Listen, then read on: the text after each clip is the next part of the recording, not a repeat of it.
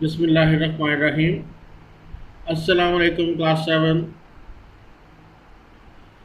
Next exercise के questions करने से पहले हमें एक कॉन्सेप्ट के बारे में जानना है जिसे कहते हैं यूनिवर्सल सेट। यूनिवर्सल सेट क्या होता है, इसको देखने के लिए एक एग्जांपल समझें। आपके पास फर्ज करें एक सेट मौजूद है, 1 से लेकर 10 तक की काउंटिंग, 1 2 3 4 5 6 7 8 9 10। ये सेट है ए। इसके अलावा आपके पास एक सेट बी है जिसमें एलिमेंट है 1 4 7 10। सी सेट एक आपके पास है जिसके एलिमेंट है 2 4 6 8 और 10। डी सेट आपके पास एक और है जिसके एलिमेंट है 1 3 5 7 और 9। एक और सेट ये आपके पास है जिसके एलिमेंट हैं 2 3 5 7। तो भाई ये अब आपके पास 5 सेट्स बन गए। अगर आप गौर करो, बी के सारे एलिमेंट ए में मौजूद हैं, इसी तरह सी के भी सारे एलिमेंट ए में मौजूद हैं, डी के तमाम एलिमेंट भी ए में मौजूद हैं और ई के तमाम एलिमेंट जो हैं वो भी ए के अंदर मौजूद हैं। मतलब बी सी डी और ई ये चारों क्वेश्चंस, चारों सेट्स ए के सबसेट्स हैं। तो भाई किसी स्पेसिफिक, किसी खास क्वेश्चन में मौजूद ऐसा सेट,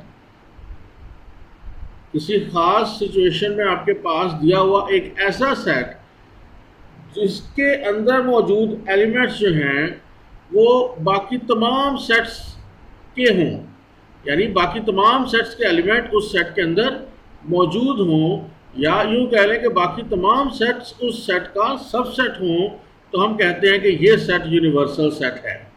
जिस तरह यहाँ पर आपके पास 1 से लेकर 10 तक की गिनती है और बाकी जितने भी सेट्स हैं वो इसी में से निकले हुए हैं, तो ए सेट को हम इन तमाम सेट्स का यूनिवर्सल सेट कह सकते हैं। ये तो आपको समझ आ गई होगी। दूसरी चीज़ जो हमने देखनी है यहाँ पर वो है कॉम्प्लीमेंट ऑफ ए सेट।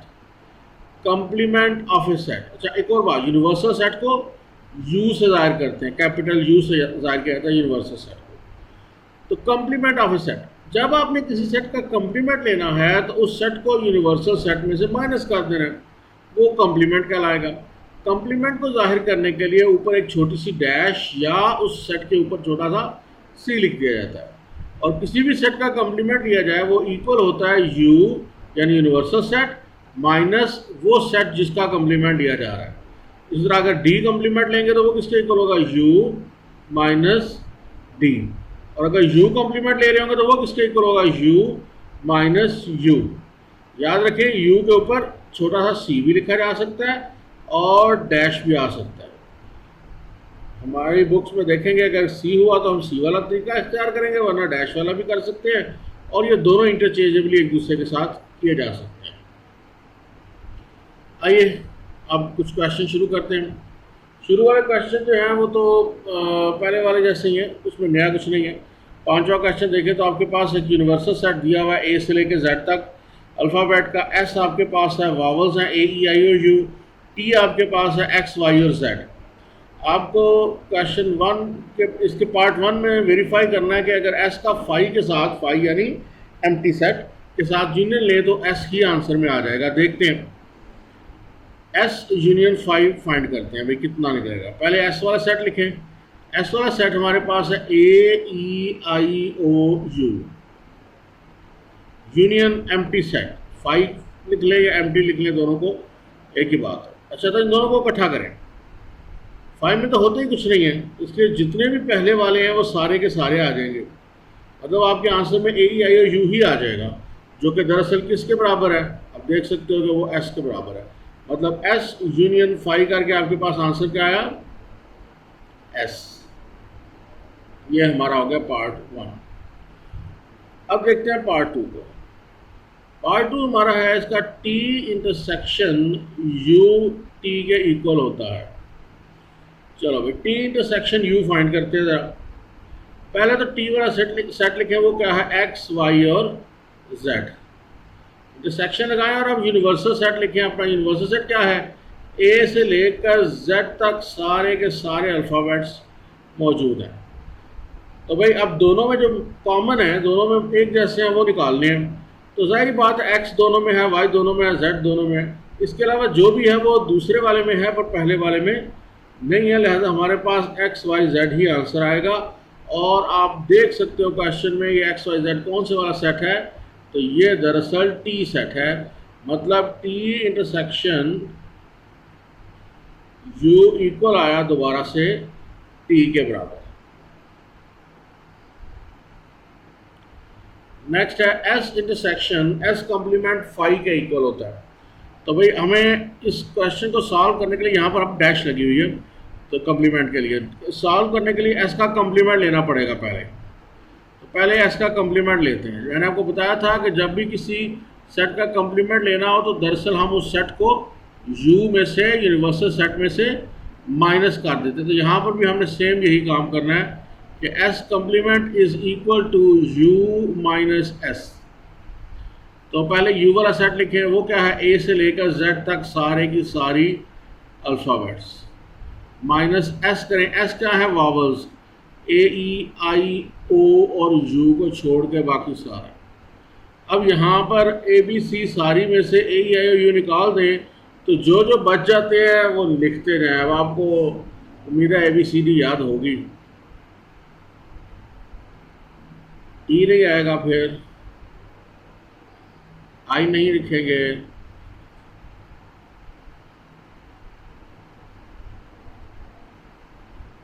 ओ नहीं आने लगा, यू भी नहीं आएगा,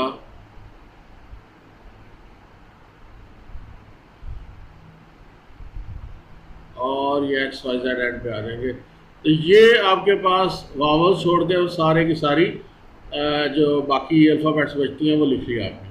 अब आपने क्या करना है कि एस का इंटरसेक्शन लेना है एस कॉम्प्लीमेंट के साथ। पहले तो अपना एस लिखो, वो क्या था, वो वावल्स थे, ए ई आई ओ यू, ए ई आई ओ और यू। अब इंटरसेक्शन लगाओ और ये ऊपर सेट लिखा है ना सारे का सारा, अब ये लिख दो इधर।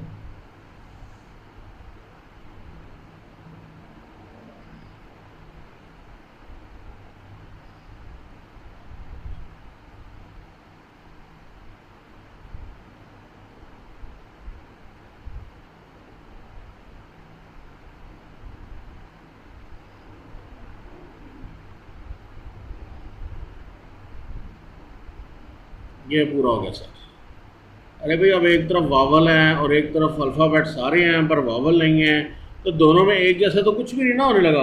तो आंसर हमारा क्या आ जाना है, एम्प्टी सेट। मतलब एस और एस कॉम्प्लीमेंट का इंटरसेक्शन क्या आएगा, एम्प्टी सेट। एम्प्टी सेट के लिए आप ये फाई की अलामत लगाओ या एम्प्टी लिखो, एक ही बात है, दोनों में से कोई सी एक लगा सकते हो। तो भाई ये प्रूव होगा कि S intersection S complement is equal to phi होता है। नेक्स्ट है T union T complement U होता है, ये प्रूव करो। तो भाई अब टी कॉम्प्लीमेंट लेते हैं। टी कॉम्प्लीमेंट इक्वल हो जाएगा यू माइनस टी के। पहले यू लिखे, दोबारा यू क्या है, ए से लेके जेड तक सारे की सारी अल्फ़ाबेट। टी क्या है, एक्स वाई और जेड। तो अब ए बी सी में से एक्स वाई जेड निकाल दें। अब ये लिखना आसान है, क्यों, ए बी सी इसी तरह चलेगी, आखिर में एक्स वाई जेड नहीं आएगा बल्कि क्या आएगा, you V W, you V W फिर आता है एक्स वाई जेड, वो निकल जाएंगे और हमारे पास ये एक्स वाई जेड छोड़ के बाकी सारे अल्फ़ाबेट्स बच जाएंगे। अब हमें फाइंड क्या करना है, हमें फाइंड करना है टी यूनियन टी कॉम्प्लीमेंट, यानी टी वाला सेट लिखें X Y Z, T complement जो भी अभी ताज़ा आपने फाइंड किया उसको लिखें आगे यूनियन लगा के, वो ए बी सी से लेकर यू वी डब्ल्यू तक है। अब इनको मिला लें, अब की बार एक जैसे नहीं निकालने, मिलाना है। जब आप मिलाओगे तो देख सकते हो कि ए से लेकर डब्ल्यू तक तो इसमें पहले से हैं और ये एक्स वाई जेड दूसरे में है। तो जब मिलेंगे तो ए से लेकर एक्स वाई जेड तक सारे के सारे अल्फ़ाबेट्स आ जाएंगे। यू वी डब्ल्यू के बाद क्या आ जाएगा, एक्स वाई जेड। ये कौन सा सेट बन गया जिसमें ए से लेकर जेड तक सारे अल्फ़ाबेट मौजूद हैं, वो ऊपर आपके पास यूनिवर्सल सेट। लिहाजा आप इसको लिख सकते हो टी यूनियन टी कॉम्प्लीमेंट किसके इक्वल आ गया, यू के। नेक्स्ट क्वेश्चन सेट्स के डिफरेंस के बारे में, सेट्स के माइनस करने से मुतालिक। तो देखें ए और बी सी तीन सेट्स हैं। इस क्वेश्चन में दो के मुतालिक बात होगी। A minus B not equal to B minus A. तो इनमें से भाई लेफ्ट साइड ले लो, ए माइनस बी फाइंड करते हैं। पहले ए वाला सेट लिखते हैं 1 7 9 11, माइनस लगा के आप बी वाला लिखो, वो है 1 5 9 13। अब याद है ए माइनस बी में कौन से लिखने हैं? ए माइनस बी में ए सेट के मतलब पहले वाले के वो लिखने हैं जो दूसरे में नहीं है, पहले वाले के वो जो दूसरे में नहीं है। पहले में 1 है, दूसरे में है, नहीं लिखेंगे। और पहले में 7 और 11, ये दो ऐसे नंबर हैं जो पहले में तो हैं पर दूसरे में नहीं है, तो लेफ्ट हैंड साइड आ गई 7 11। अब चलते हैं राइट हैंड साइड पे, वो क्या है? B minus A. तो क्या फ़र्क पड़ेगा? फ़र्क ये पड़ेगा कि अब ए की बजाय बी वाला मतलब 1 5 9 13 ये पहले लिखा जाएगा, माइनस लगा के 1 7 9 11 लिखा जाएगा। दोबारा से पहले वाले के वो जो दूसरे में नहीं है, तो साफ साफ नज़र आ रहा होगा आपको 5 और 13 ये पहले वाले में तो हैं पर ये दूसरे वाले में नहीं है। अब ज़रा देखो लेफ्ट साइड और राइट साइड, क्या ये आंसर सेम है? नहीं भाई, left hand side is not equal to right hand side, यानी कि A minus B is not equal to B minus A. बिल्कुल इसी तरह से आप प्रूव कर सकते हो कि ए माइनस सी और सी माइनस ए भी आपस में इक्वल नहीं होते। ये मैं आपके खुद करने के लिए छोड़ रहा हूँ, इसकी प्रैक्टिस आप खुद करें। लास्ट क्वेश्चन है आज का कि यूनिवर्सल सेट दिया हुआ है, एल सेट और एम सेट दिया हुआ है। तो करना क्या है भाई? करना क्या ये है कि verify the identity properties with respect to union and intersection. Union और इंटरसेक्शन की आइडेंटिटी प्रॉपर्टीज जो हैं उनको साबित करें। भाई आइडेंटिटी प्रॉपर्टीज क्या हैं? दो आइडेंटिटी प्रॉपर्टीज हैं, एक यूनियन की और एक इंटरसेक्शन की।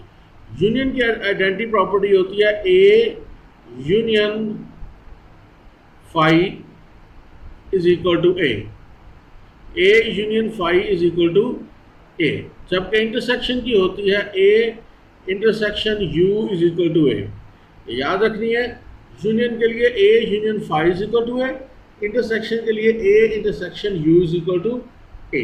मतलब आंसर में हर सूरत में ए ही आना चाहिए।